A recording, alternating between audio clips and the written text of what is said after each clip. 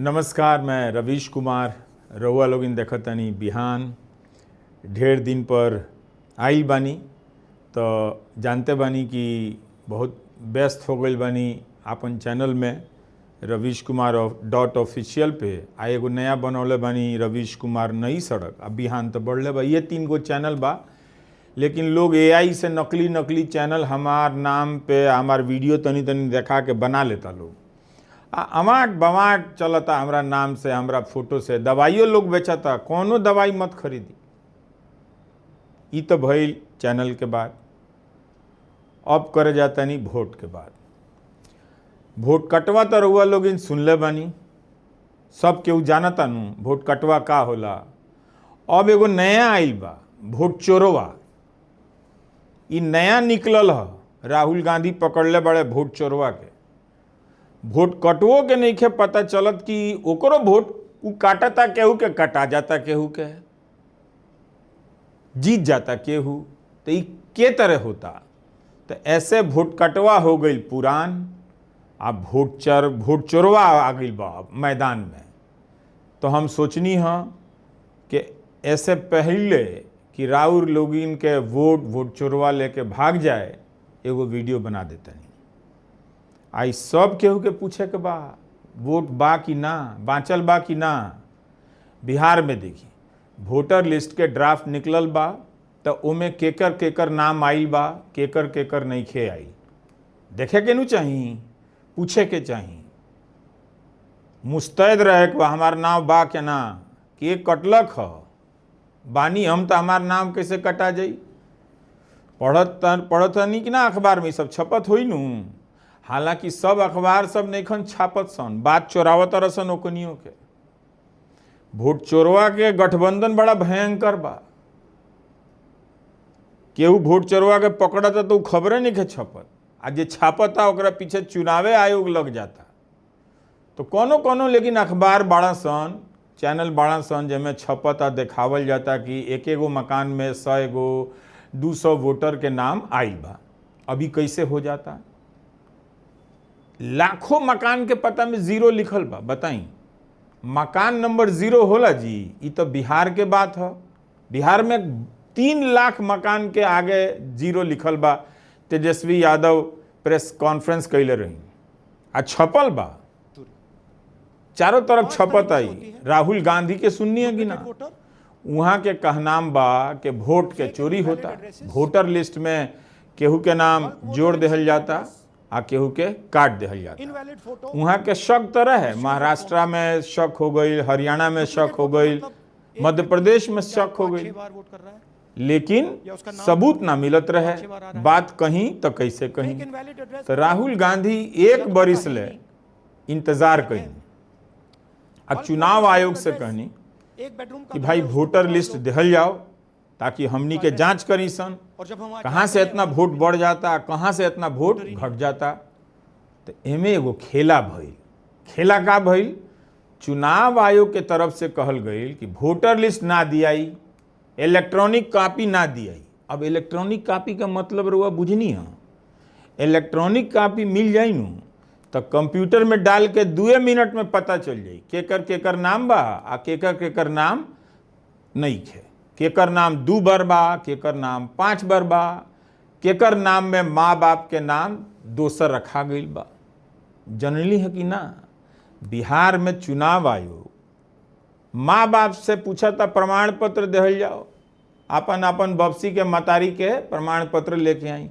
आ कर्नाटका में एक विधानसभा में हजारों माँ बाप के नाम के आगे आए बाएं साएं लिखल बा। हंसी आई बपसी के नाम सुन के। ILSDHFHUG ई के हजी, केकर डैडी हुए? DFOIGOIDF है तरह कहीं नाम होला। चोरी के देखी तो अतना भइल। वोटर के बाप के नाम इहे कुली है। ए तरह से वोट चोरवा आइल बा। ई वोट चोरवा वोट कटवो के बाप है। याद रखी, 6 महीना लागल है राहुल गांधी के एक विधानसभा में चोरी पकड़े में। 6 महीना 40 जना जुटावल गई। लागसन रे तनी पता करसन कर्नाटका के महादेवपुरा में के तरह चोरी भइल बा। देखत नहीं कि वीडियो में देखाओ तनी राहुल गांधी की 5 कैटेगरी में चोरी कैले बाड़ा सन, कोनो के पता नहीं खे मिलत, कोनो के नाम सही नहीं खे। डुप्लीकेट इतना वोटर कहीं होला जी? 11 हजार वोटर एक विधानसभा में डुप्लीकेट हुई तो बताई का बाची? 5 तरीके से होती है duplicate voter: fake and invalid addresses, bulk voter in single address, invalid photo, misuse of form 6। Duplicate voter मतलब एक व्यक्ति 3, 4, 5, 6 बार वोट कर रहा है या उसका नाम 5-6 बार आ रहा है। फेक इनवैलिड एड्रेस मतलब या तो पता है ही नहीं या फिर फेक है। बल्क वोटर सिंगल एड्रेस, एक बेडरूम का घर है, उसमें 50 लोग का एड्रेस है और जब हम वहां जाते हैं वहां लोग ही नहीं है, वोटर ही नहीं है। इनवैलिड फोटो, या फोटो है ही नहीं या फोटो इतनी छोटी है कि उसको पहचाना नहीं जा सकता। और finally misuse of form 6। Form 6 नए वोटर्स के लिए होती है, जो 18 साल का होता है, पिछले इलेक्शन में जिसने वोट नहीं किया उसके लिए होती है। मतलब 18 से 22-23 की एज होनी चाहिए उसकी। तो इसका जबरदस्त मिसयूज हुआ है।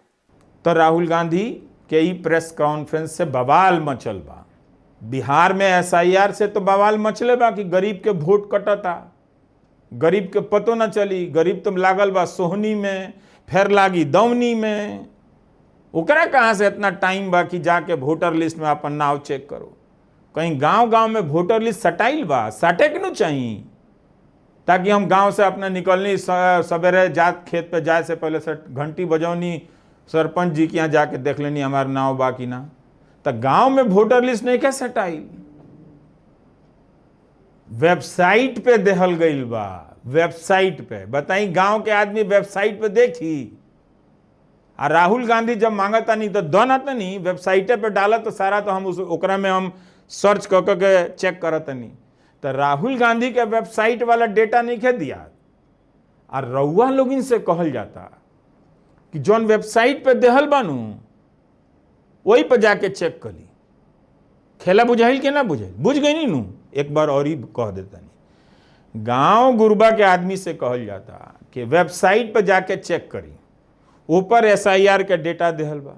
और राहुल गांधी कहता नहीं कि हमरा के वेबसाइट पे इलेक्ट्रॉनिक डेटा देहल जाओ, ताकि हम पता करें कि वोट चोरवा कहाँ कहाँ चोरी कैले बड़ा सन। तो राहुल गांधी के वो डेटा नहीं खे दिया। अब बिहार के लोग से कहल जाता वेबसाइट पे जाके चेक करी।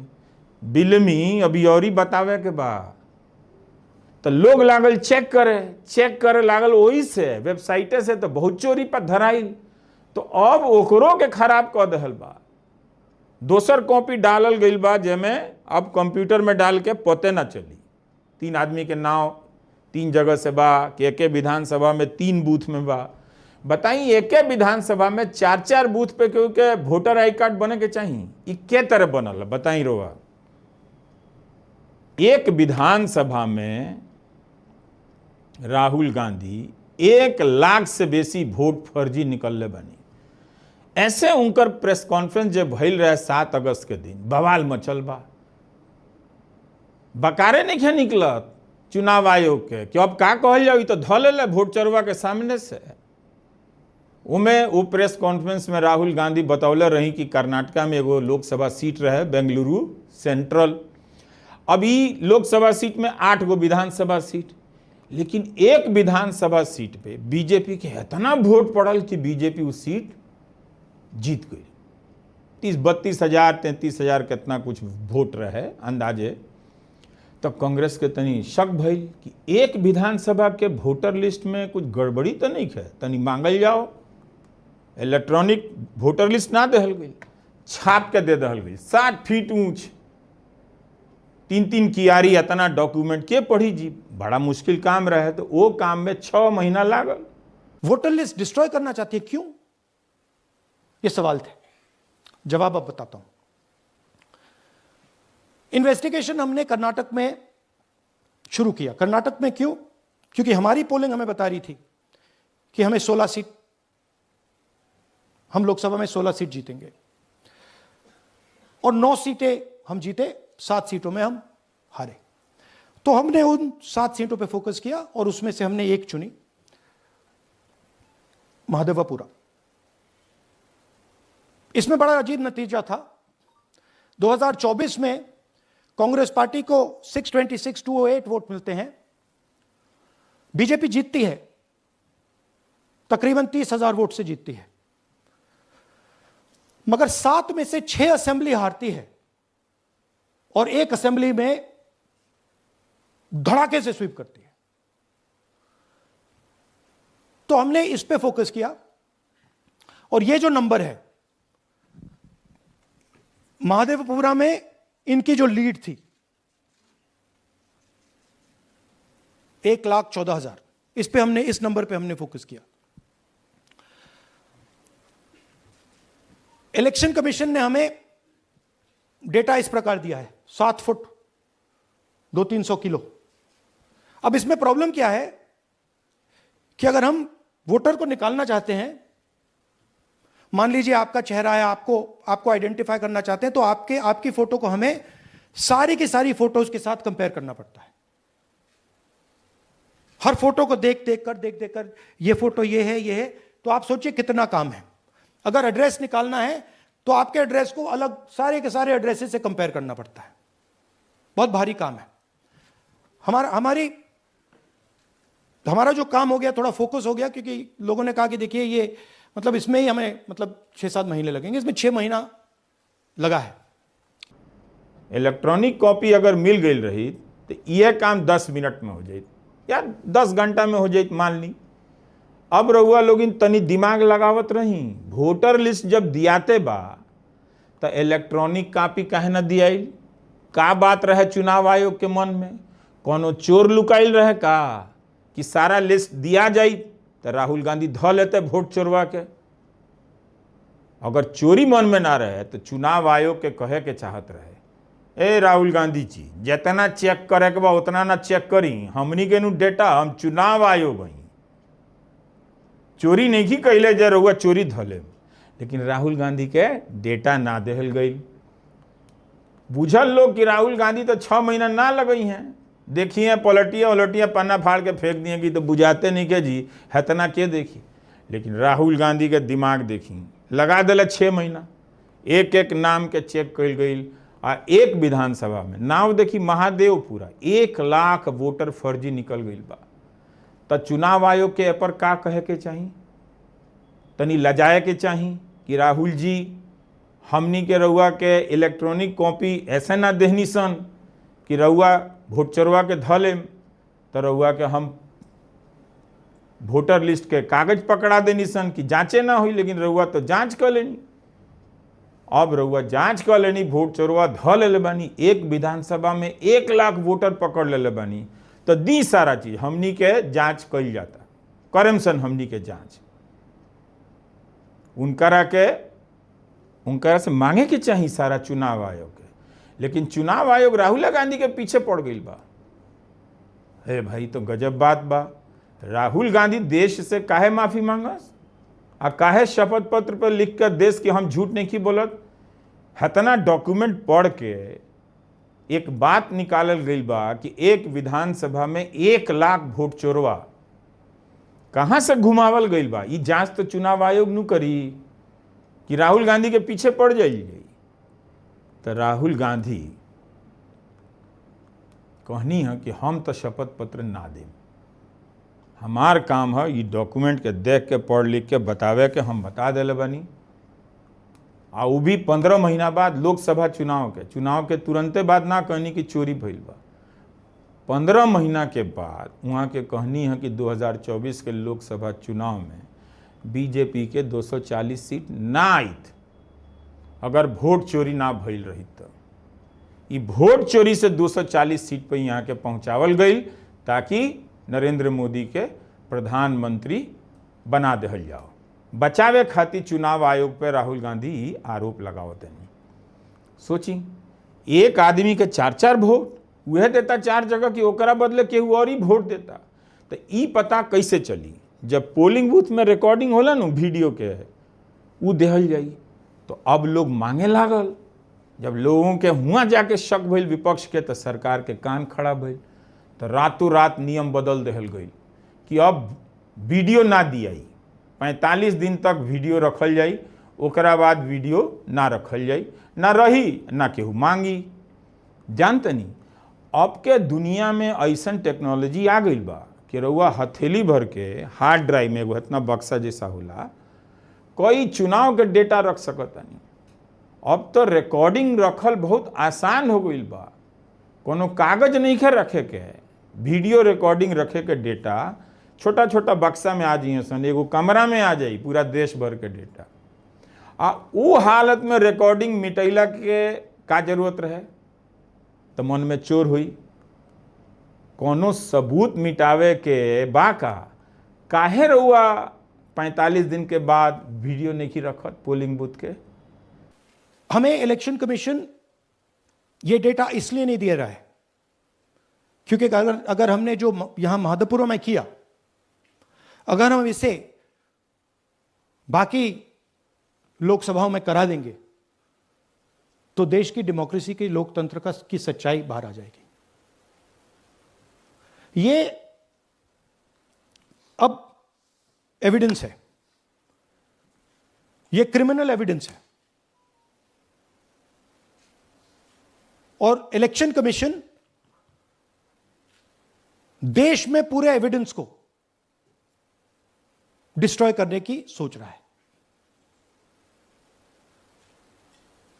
मैंने जैसे कहा 21वीं सदी है, एक हार्ड ड्राइव पे आप पूरा डेटा रख सकते हो, 100 साल 200 साल का डेटा रख सकते हो, जितना रखना है रख दो। मगर इलेक्शन कमीशन 45 दिन में सीसीटीवी को खत्म करना चाह रहा है, वोटर लिस्ट नहीं दे रहा है। तो दे आर कल्यूडिंग विद द बीजेपी। तो ये तो 15 महीना लागल है एक विधानसभा के पहुंचे में, डॉक्यूमेंट मिले में, तो कम से कम 2 बरिस रखी, 3 बरिस रखी। अब जो 1 लाख वोट चोरवा पकड़ाइल बड़ा सन, ओकनी के जांच कैसे होई? तो पोलिंग बूथ के वीडियो तो मिटा देल गई हुई नू, तो बुझाइल खेल कौन चलता। तो शक ना हुई राहुल गांधी के वोटर लिस्ट के इलेक्ट्रॉनिक कॉपी आयोग नहीं खे देत, पोलिंग बूथ के रिकॉर्डिंग नहीं खे देत। अब कहता आयोग कि बिहार में 65 लाख लोग के नाम कटल बा, वो लिस्ट हम देवे ना करें। अरे भाई कैसे नहीं दीजिएगा आप? लोग चेक कैसे करेगा? बिहार में लोग वोटर लिस्ट में चोरी पकड़ लेगा, यह डरे आप नहीं दे रहे हैं। पुरनका कॉपी हटाकर ऐसा कॉपी लगा दे रहे हैं कि लोग अब पढ़िए नहीं पाए। ये सब जो दिमाग लगा रहे हैं, लोग भी अपना दिमाग लगा रहा है, पूछ रहा है चुनाव आयोग ऐसा काहे कर रहा है। तो समझी रहोगा लोग इन एगो बात, वोटर लिस्ट में गड़बड़ी नहीं है। अगर आयोग के ई कहनाम बा तो सबके दिया जाओ, चेक हो जाओ। चुनाव आयोग काहे नहीं खे दे, काहे हड़बड़ कैले बा? भाई एक विधानसभा में 1 लाख फर्जी वोटर कहाँ से आई? चुनाव से पहले तो वोटर लिस्ट के कटाई छटाई होला नु, ओकरा बादो 1 लाख वोटर कहाँ से जुड़ल जी? एकरा बदले के वोट दिले बा? तो ई सब खेल धरा गई बा। अब जवाब नहीं खे दिया, लेकिन चोरी तो धराइल बा कि चुनाव कैसे होत बा। जीते के बाद केहू के, आज जीत जाता केहू, वही मारे विपक्ष अब रोड पर उतरल बा। आज दिल्ली में मार्च रहे, संसद भवन से चुनाव आयोग तक रोक देहल गई। विपक्ष के खाली रोक देहल जाता जब तक ऐसे रउआ लोगिन कहीं चोरी से केहू जीती तो उ जीत के ओकरा के जीत ना मानल जाई। बात तो ठीक बा, बेजाय बात नहीं है। अब विपक्ष के वोट काट के बीजेपी के जितावे के आरोप लागल ह, तब बीजेपी के भी ना मांग करे के चाही कि हमनी के चोरी नहीं कैले सन। जौनो जांच करे के बा तो जांच होखो, लेकिन बीजेपी चुनाव आयोग के पक्ष ले दिया। काहे जी? चुनाव आयोग के तनी जांच करे दी ना, तबे नु पता चली कि वोटर लिस्ट में नाव कैसे जोड़ाता, कैसे काटल जाता, आ चुनाव कैसे जीतल जाता। अब रउआ लोग इनके सावधान रहे के बा। आप आपन वोट के बारे में चेक करी, इहो चेक करी कि राउर नाम के बदले केहू औरी के वोट तो नहीं खे दिया, राउर नाम के बदले दूसर विधानसभा में कोई वोट तो नहीं खे बनल। चोरी होके लागे न वोट के, तो जनता हाकिम ना रही, एके पार्टी जीतत रही, जनता के पूछो ना रही। वोट के चोरी ना होके के चाहिए। बिहार में ठीक नहीं हो, कर्नाटक में ठीक ना भइल, हरियाणा महाराष्ट्र में ठीक ना भइल। बहुत जाना कहलक लोग कि चुनाव से 3 महीना पहले SIR ना होके के चाहिए, जब बिहार में होता। लेकिन पता ना काहे चुनाव आयोग अड़ल बा। चुनाव आयोग कोनो सवाल के जवाब नहीं दे। मुख्य चुनाव आयुक्त बानी, वहाँ के प्रेस कॉन्फ्रेंस नहीं की करत, केहू बोलते नहीं खे, केहू जांचे नहीं खे दे। राउर लोगन के वोट खतरा में बा। वोट चल जाई तो बुझी कि गरीब के राज चल जाई। बिहार में वोटर लिस्ट के लेके जे होता, आ राहुल गांधी वोटर लिस्ट में चोरी के लेके जौन बात कहतनी, ऊपर तनी ध्यान दी। मकान लुटा जाई नु तो मालिक कौन चीज के रहे, सोची। वोट राउर मकान नु हो। जनता के मालिक ऐसे कहल जाला कि जनता का वोट ओकर मकान है। गोदी मीडिया छापते नहीं है, बहुत कम छापता रसन, लोग के पता न चलो। लेकिन पता अब चलता लोग के कि वोट लुटाता। रउआ लोगिन के टाइम बहुत खराब आवता। वोटे चोरी हो जाई तो का बाची जी। ऐसे कहनी है कि भोजपुरी में बता देता नहीं कि वोटर लिस्ट के लेके खेला होता। ये खेला रोके के बात बूझी ना तो बत्ती बुझा दी सन, अन्हार हो जाई, लोकतंत्र राउर बिला जाई। यह कहे के रहे। वोट कटवा रहे नु, अब आ गई बा वोट चोरवा, यह बतावे के रहे। नमस्कार।